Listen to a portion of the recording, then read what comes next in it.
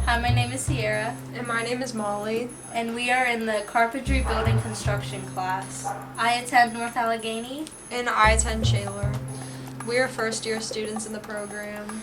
I decided to join this class because my family always watches fixer-upper shows, and we recently remodeled our house, so I thought it was interesting. I chose to join this class because I go on a lot of mission trips in the summers, so I'd really like to go into the Peace Corps after high school and remodel homes, so I'd really like the skills.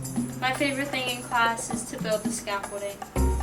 I like the architectural lines drawings a lot because I could really see myself as an architect in the future. We also learn a lot about job site safety, hand and power tools, building layout, and residential framing. There are a lot of great careers you can go into after this, like carpentry, masonry, and roofing.